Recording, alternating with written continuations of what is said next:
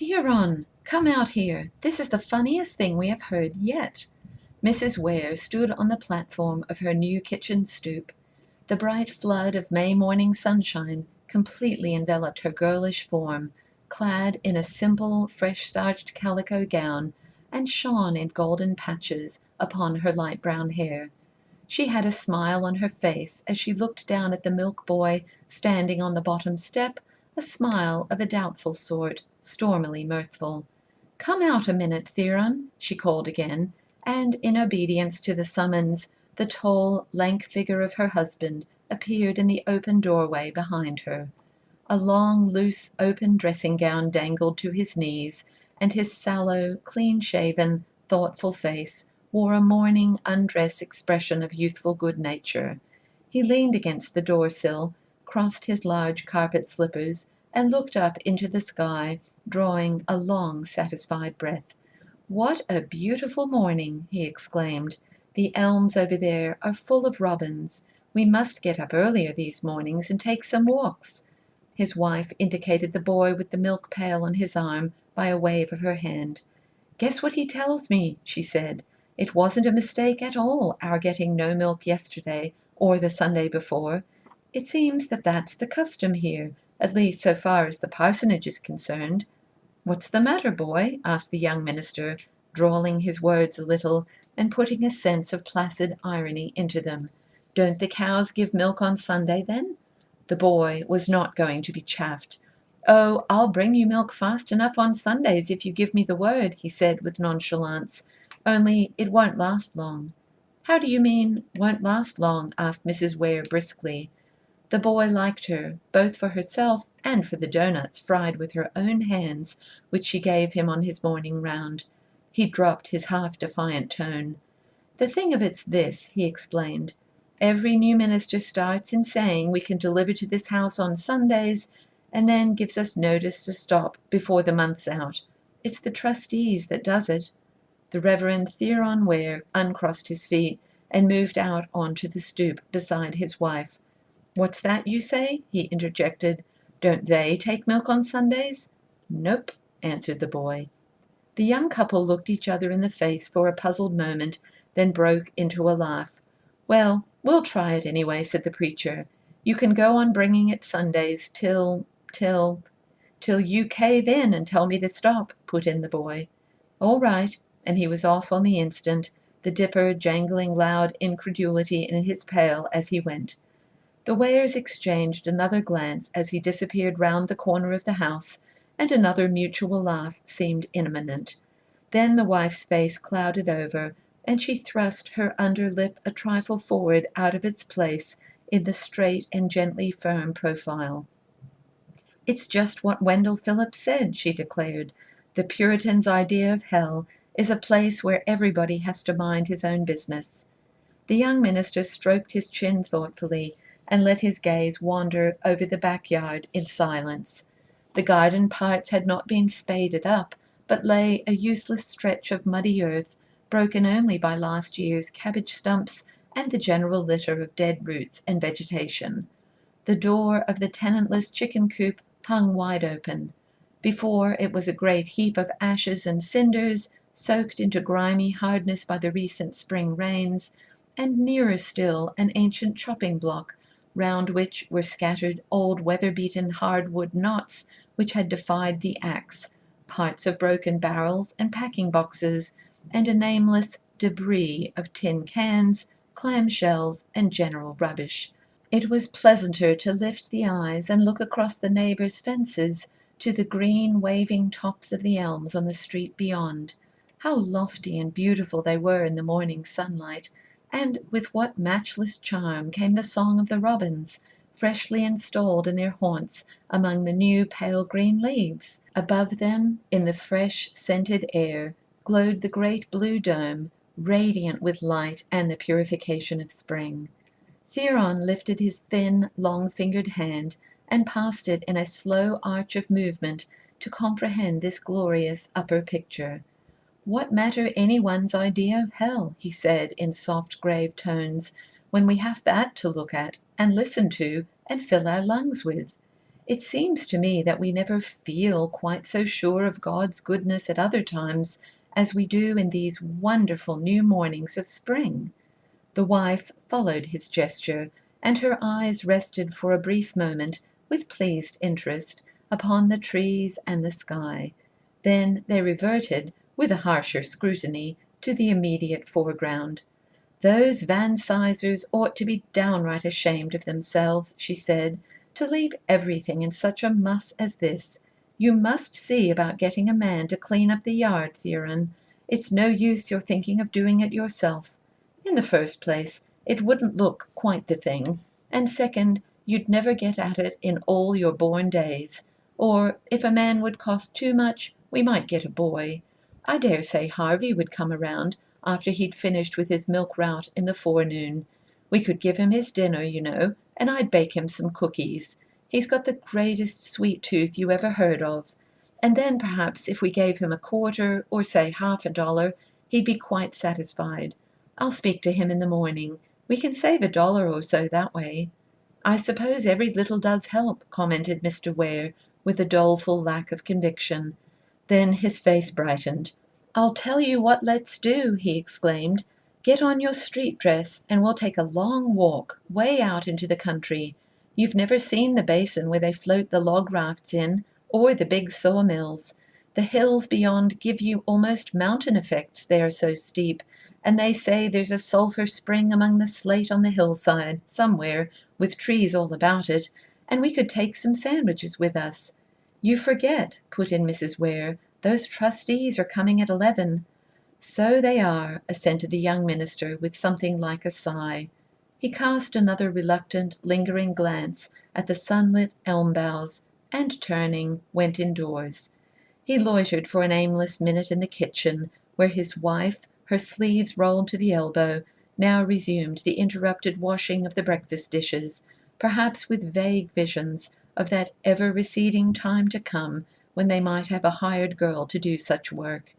Then he wandered off into the room beyond, which served them alike as living-room and study, and let his eye run along the 2 rows of books that constituted his library. He saw nothing which he wanted to read. Finally, he did take down Paley's Evidences, and seated himself in the big armchair, that costly and oversized anomaly among his humble household gods, but the book lay unopened on his knee, and his eyelids half closed themselves in sign of reverie. This was his third charge, this Octavius, which they both knew they were going to dislike so much. The first had been in the pleasant dairy and hop country, many miles to the south, on another watershed and among a different kind of people. Perhaps, in truth, the grinding labor, the poverty of ideas, the systematic selfishness of later rural experience had not been lacking there, but they played no part in the memories which now he passed in tender review. He recalled instead the warm sunshine on the fertile expanse of fields, the sleek, well-fed herds of milkers coming lowing down the road under the maples, the prosperous and hospitable farmhouses with their orchards in blossom and their spacious red barns, the bountiful boiled dinners which cheery housewives served up with their own skilled hands. Of course, he admitted to himself, it would not be the same if he were to go back there again.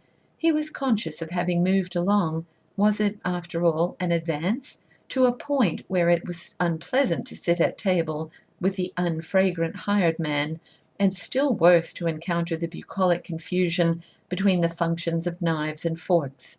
But in those happy days, young, zealous, himself farm-bred, these trifles had been invisible to him, and life there among those kindly husbandmen had seemed, by contrast with the gaunt surroundings and gloomy rule of the theological seminary, luxuriously abundant and free.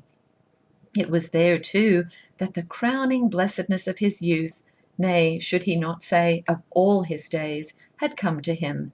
There he had first seen Alice Hastings, the bright-eyed, frank-faced, serenely self-reliant girl who now, less than 4 years thereafter, could be heard washing the dishes out in the parsonage kitchen. How wonderful she had seemed to him then! How beautiful and all-beneficent the miracle still appeared! Though herself the daughter of a farmer, her presence on visit within the borders of his remote country charge had seemed to make everything there 100 times more countrified than it had ever been before. She was fresh from the refinements of a town seminary. She read books. It was known that she could play upon the piano. Her clothes, her manners, her way of speaking, the readiness of her thoughts and sprightly tongue, not least perhaps the imposing current understanding as to her father's wealth, placed her on a glorified pinnacle far away from the girls of the neighborhood. These honest and good-hearted creatures, indeed, called ceaseless attention to her superiority by their deference and open-mouthed admiration, and treated it as the most natural thing in the world that their young minister should be visibly taken with her. Theron Ware, in truth, left this first pastorate of his the following spring in a transfiguring halo of romance. His new appointment was to Tyre, a somewhat distant village of traditional local pride and substance, and he was to be married only a day or so before entering upon his pastoral duties there. The good people among whom he had begun his ministry took kindly credit to themselves that he had met his bride while she was visiting round their countryside, in part by jocose inquiries addressed to the expectant groom, in part by the confidences of the postmaster at the corners concerning the bulk and frequency of the correspondence passing between Theron and the now remote Alice. They had followed the progress of the courtship through the autumn and winter with friendly zest. When he returned from the conference to say good-bye and confess the happiness that awaited him, they gave him a donation, quite as if he were a married pastor with a home of his own, instead of a shy young bachelor who received his guests and their contributions in the house where he boarded. He went away with tears of mingled regret and proud joy in his eyes, thinking a good deal upon their predictions of a distinguished career before him, feeling infinitely strengthened and upborne by the hearty fervor of their Godspeed, and taking with him nearly 2 wagon-loads of vegetables, apples, canned preserves, assorted furniture, glass dishes, cheeses, pieced bed-quilts, honey, feathers, and kitchen utensils. Of the 3 years' term in Tyre, it was pleasantest to dwell upon the beginning. The young couple, after being married out at Alice's home in an adjoining county, under the depressing conditions of a hopelessly bedridden mother, and a father and brothers whose perceptions were obviously closed to the advantages of a matrimonial connection with Methodism, came straight to the house which their new congregation rented as a parsonage. The impulse of reaction from the rather grim cheerlessness of their wedding lent fresh gaiety to their light-hearted, whimsical start at housekeeping.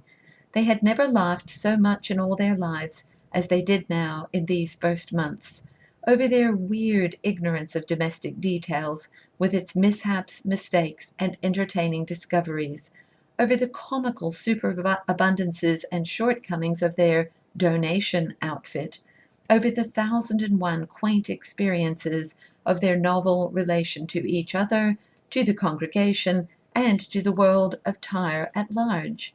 Theron, indeed, might be said never to have laughed before. Up to that time, no friendly student of his character, cataloguing his admirable qualities, would have thought of including among them a sense of humor, much less a bent toward levity. Neither his early strenuous battle to get away from the farm and achieve such education as should serve to open him the gates of professional life, nor the latter wave of religious enthusiasm which caught him up as he stood on the borderland of manhood and swept him off into a veritable new world of views and aspirations, had been a likely school of merriment. People had prized him for his innocent candor and guileless mind, for his good heart, his pious zeal, his modesty about gifts notably above the average, but it had occurred to none to suspect in him a latent funny side. But who could be solemn where Alice was? Alice in a quandary over the complications of her cooking stove, Alice boiling her potatoes all day and her eggs for half an hour, Alice ordering 20 pounds of steak and half a pound of sugar, and striving to extract a breakfast beverage from the unground coffee bean, clearly not so tenderly fond and sympathetic a husband as Theron. He began by laughing because she laughed, and grew by swift stages to comprehend, then to frankly share her amusement.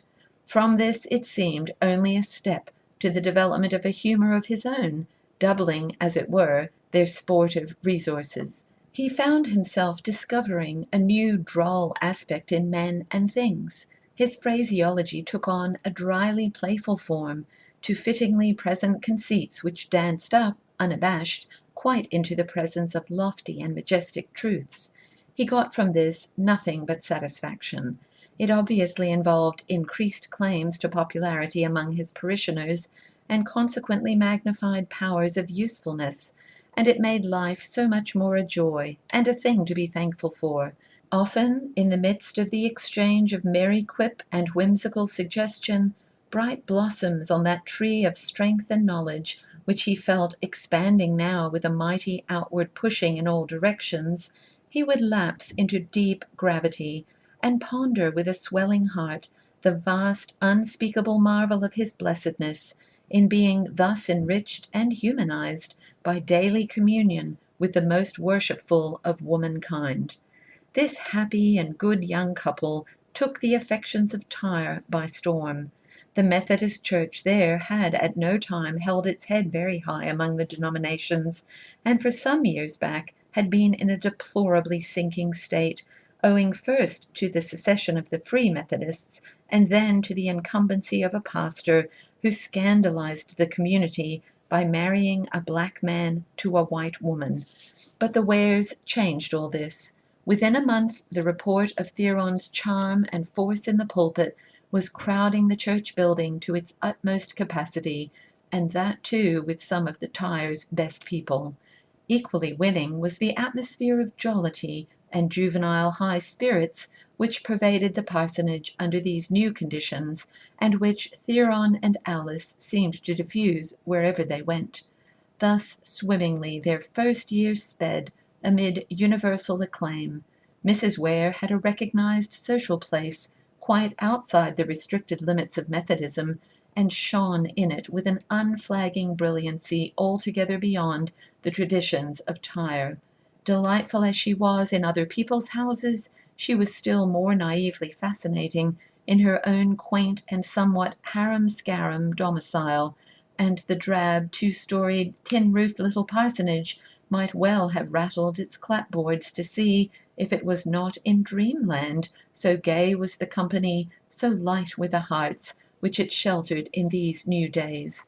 As for Theron, the period was one of incredible fructification and output. He scarcely recognized for his own the mind which now was reaching out on all sides with the arms of an octopus, exploring unsuspected mines of thought, bringing in rich treasures of deduction, assimilating, building, propounding, as if by some force quite independent of him. He could not look without blinking timidity at the radiance of the path stretched out before him, leading upward to dazzling heights of greatness. At the end of this first year, the Wares suddenly discovered that they were $800 in debt. The second year was spent in arriving, by slow stages and with a cruel wealth of pathetic detail, at a realization of what being $800 in debt meant. It was not in their elastic and buoyant natures to grasp the full significance of the thing at once, or easily. Their position in the social structure, too, was all against clear-sightedness in material matters.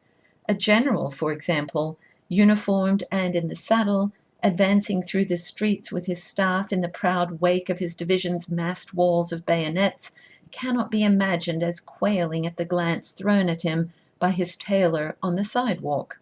Similarly, a man invested with sacerdotal authority, who baptizes, marries, and buries, who delivers judgments from the pulpit which may not be questioned in his hearing, and who receives from all his fellow men a special deference of manner and speech, is in the nature of things prone to see the grocer's book and the butcher's bill through the little end of the telescope. The Wares, at the outset, had thought it right to trade as exclusively as possible with members of their own church society. This loyalty became a principal element of martyrdom. Theron had his creditors seated in serried rows before him Sunday after Sunday. Alice had her critics consolidated among those whom it was her chief duty to visit and profess friendship for. These situations now began by regular gradations to unfold their terrors. At the first intimation of discontent, the Wares made what seemed to them a sweeping reduction in expenditure. When they heard that Brother Potter had spoken of them as poor pay, they dismissed their hired girl. A little later, Theron brought himself to drop a laborious casual suggestion as to a possible increase of salary, and saw with sinking spirits the faces of the stewards freeze with dumb disapprobation. Then Alice paid a visit to her parents, only to find her brothers doggedly hostile to the notion of her being helped, and her father so much under their influence that the paltry sum he dared offer barely covered the expenses of her journey. With another turn of the screw, they sold the piano she had brought with her from home, and cut themselves down to the bare necessities of life, neither receiving company nor going out. They never laughed now, and even smiles grew rare. By this time Theron's sermons, preached under that stony glare of people to whom he owed money, had degenerated to a pitiful level of commonplace. As a consequence, the attendance became once more confined to the insufficient membership of the church, and the trustees complained of grievously diminished receipts. When the Wares, grown desperate, ventured upon the experiment of trading outside the bounds of the congregation, the trustees complained again, this time peremptorily. Thus the second year dragged itself miserably to an end, nor was relief possible, because the presiding elder knew something of the circumstances, and felt it his duty to send Theron back for a third year, to pay his debts and drain the cup of disciplinary medicine to its dregs. The worst has been told. Beginning in utter blackness, this third year, in the second month, brought a change as welcome as it was unlooked for. An elderly and important citizen of Tyre, by name Abram Beekman, whom Theron knew slightly, and had on occasion seen sitting in one of the back pews near the door, called one morning at the parsonage, and electrified its inhabitants by expressing a desire to wipe off all their old scores for them, and give them a fresh start in life. As he put the suggestion, they could find no excuse for rejecting it. He had watched them, and heard a good deal about them, and took a fatherly sort of interest in them. He did not deprecate their regarding the aid he proffered them in the nature of a loan, but they were to make themselves perfectly easy about it, and never return it at all, unless they could spare it some time with entire convenience, and felt that they wanted to do so. As this amazing windfall finally took shape, it enabled the Wares to live respectably through the year, and to leave Tyre with something over $100 in hand. It enabled them, too, to revive, in a chastened form, their old dream of ultimate success and distinction for Theron. He had demonstrated clearly enough to himself, during that brief season of unrestrained effulgence, that he had within him the making of a great pulpit orator. He set to work now, with resolute purpose, to puzzle out and master all the principles which underlie this art, and all the tricks that adorn its superstructure. He studied it, fastened his thoughts upon it, talked daily with Alice about it. In the pulpit, addressing those people who had so darkened his life and crushed the first happiness out of his home, he withheld himself from any oratorical display which could afford them gratification.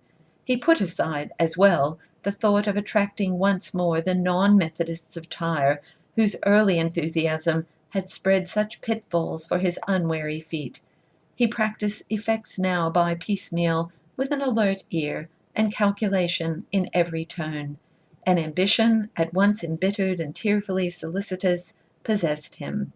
He reflected now, this morning, with a certain incredulous interest, upon that unworthy epoch in his life history, which seemed so far behind him, and yet had come to a close only a few weeks ago. The opportunity had been given him, there at the Tecumseh Conference, to reveal his quality. He had risen to its full limit of possibilities, and preached a great sermon in a manner which he at least knew was unapproachable. He had made his most powerful bid for the prize place, had trebly deserved success, and had been banished instead to Octavius. The curious thing was that he did not resent his failure. Alice had taken it hard, but he himself was conscious of a sense of spiritual gain. The influence of the conference, with its songs and seasons of prayer and high pressure of emotional excitement, was still strong upon him. It seemed years and years since the religious side of him had been so stirred into motion. He felt, as he lay back in the chair and folded his hands over the book on his knee, that he had indeed come forth from the fire, purified and strengthened. The ministry to souls diseased beckoned him with a new and urgent significance. He smiled to remember that Mr. Beekman, speaking in his shrewd and pointed way, had asked him whether, looking it all over, he didn't think it would be better for him to study law, with a view to sliding out of the ministry when a good chance offered. It amazed him now to recall that he had taken this hint seriously, and even gone to the length of finding out what books law students began upon. Thank God, all that was past and gone now. The call sounded resonant and imperative in his ears, and there was no impulse of his heart, no fibre of his being, which did not stir in devout response. He closed his eyes to be the more wholly alone with the spirit that moved him. The jangling of a bell in the hallway broke sharply upon his meditations, and on the instant his wife thrust in her head from the kitchen. "You'll have to go to the door, Theron," she warned him in a loud, swift whisper. "I'm not fit to be seen. It's the trustees." "All right," he said, and rose slowly from sprawling recumbency to his feet. "I'll go. And don't forget," she added strenuously, "I believe in Levi Gorringe. I've seen him go past here with his rod and fish basket twice in 8 days, and that's a good sign. He's got a soft side somewhere.